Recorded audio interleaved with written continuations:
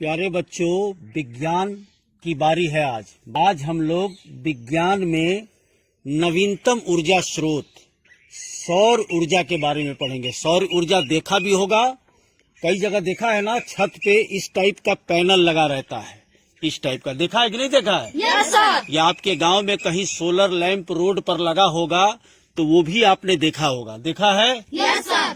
तो ये आपका सोलर ऊर्जा के बारे में कि कैसे ये प्राप्त होता है, कैसे ये काम करता है। तो एक मैं छोटा सा मॉडल आपके लिए बनाया है ताकि आपको समझ में आ सके कि सोलर पैनल कैसे काम करता है। ध्यान यहाँ दो, चित्र के ऊपर ध्यान दीजिए आप। देखिए ये छत पे लगा रहता है, ठीक ना, और यहाँ से ये चार्ज कंट्रोलर है। ये क्या है? Charge controller.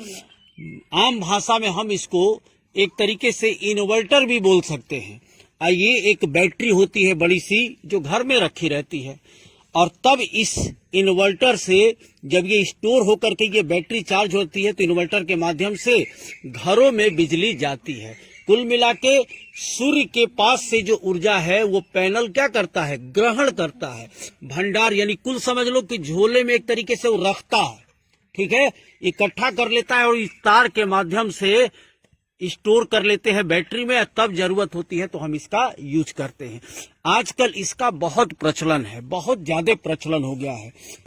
नवीन ऊर्जा का स्रोत क्या है? सौर ऊर्जा।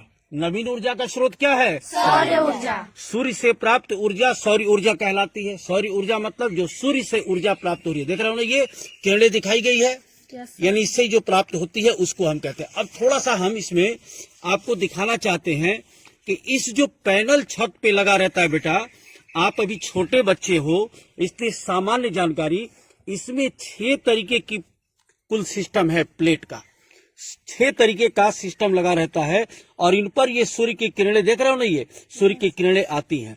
सबसे ऊपर जो होता है कवर्ड ग्लास होता है, जिसको हम मोबाइल पे ऊपर टेम्पर ग्लास लगता है ना, ये क्या करता है? इस प्लेट की क्या करता है? इस प्लेट की सुरक्षा करता है, ठीक। दूसरी चीज आपकी क्या है? आपका एंटी रिफ्लेक्टिव, ठीक ना, एंटी रिफ्लेक्टिव कोटिंग होती है। कोटिंग कर दिया जाता है इस पर, इसलिए कोटिंग की जाती है ताकि जो प्रकाश आपका आ रहा है वो वापस ना चला जाए, यानी जो सूर्य की किरणें इस पे आ रही है वो वापस ना चली जाए। तीसरा क्या है? कॉन्ट्रैक्ट ग्रिड होता है, इसकी भी जरूरत पड़ती है। इसके बाद ये सबसे प्रमुख डी और ई है। एन टाइप और पी टाइप सिलिकॉन, एक चिप होता है सिलिकॉन, और एन टाइप का मतलब नेगेटिव तार और पी टाइप का मतलब पॉजिटिव तार। 2 तार चाहिए ना बल्ब को जलाने के लिए, तो एन टाइप नेगेटिव और पी टाइप पॉजिटिव होता है। और तब ये बैक कांटेक्ट होता है, ये बैक वाला सबसे नीचे जो ब्लैक रंग का हमने दिखाया है, इसी में सबको एक साथ रख के एल्युमिनियम की फ्रेम में इसको ये पैक कर दिया जाता है। और ये लाइन जो देख रहे हो ना, इस तरीके से इसमें तार का जो कनेक्शन किया जाता है वो चांदी का किया जाता है, क्योंकि मोटी तौर पे ये समझ लो कि चांदी के तार से बिजली बेकार नहीं होती है। क्योंकि आप छोटे बच्चे हो, नहीं समझ पाओगे, चांदी के तार का प्रतिरोध बहुत कम होता है, इसलिए बिजली व्यय कम होती है, यानी नुकसान कम होता है। और इसमें कुछ बातें और आपको बता दें, देखिए बहुत ही रोचक बातें हैं। पृथ्वी पर ऊर्जा का मुख्य स्रोत सूर्य है। सूर्य से विकिरित कुल ऊर्जा का 47% भाग ही पृथ्वी पर आता है। देखिए ये पृथ्वी है बेटा, और ये सूरज है। देखिए ये सूरज आपको दिखाई दे रहा है, ठीक ना, ये सूरज से ये किरणें आपकी आ रही हैं। यहां ध्यान देना, 3 रंग मैंने दिखाया है। सूरज से जो किरणें आती हैं उसमें 3 प्रकार की किरणें होती हैं, पराबैंगनी, अवरक्त और दृश्य किरणें। और ये होता है ओजोन परत, कई बार बताया भी है। ओजोन परत की मोटाई लगभग 3 किलोमीटर होती है, और ये क्या करता है? पराबैंगनी और अवरक्त किरणों को रोक देता है, क्योंकि ये पृथ्वी पर आ जाएगा तो जीव जंतु खतरे में पड़ जाएंगे और हमें भी तरह तरह की बीमारियां हो जाएंगी।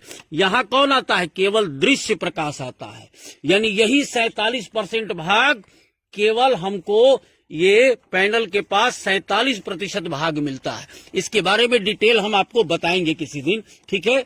अब यहाँ जरा देखिए 2 चीज और इसके गुण है। सौर ऊर्जा का उपयोग 2 तरीके से होता है बेटा, एक तो प्रकाश यानी बल्ब जलाइए, पंखा जलाइए, और दूसरा उष्मा खाना बनाने का भी यूज आता है। उष्मा का मतलब जैसे कपड़ा आपने सुखा टांग दिया तो क्या हुआ, सूर्य की गर्मी से ही सूखता है ना। कुकर, सोलर कुकर होता है, उसमें खाना भी बन जाता है। यानी सौर ऊर्जा का उपयोग मानव दो तरीके से करता है, एक तो प्रकाश और एक उष्मा के रूप में। अब मौसम और जलवायु में जो परिवर्तन होता है वो भी सौर ऊर्जा के कारण होता है। आई बात समझ में? सौर ऊर्जा के कारण होता है। तो ये उत्सुकता का विषय बना रहता है बच्चों में कि सौर ऊर्जा से कैसे बिजली घर में चलती है। तो ये आपका सिस्टम है। सरकार इस ऊर्जा पर बहुत जोर दे रही है। इसको अक्षय ऊर्जा भी कहते हैं। अक्षय ऊर्जा का मतलब जो कभी नुकसान नहीं देगा और ये प्रदूषण भी नहीं फैलाता।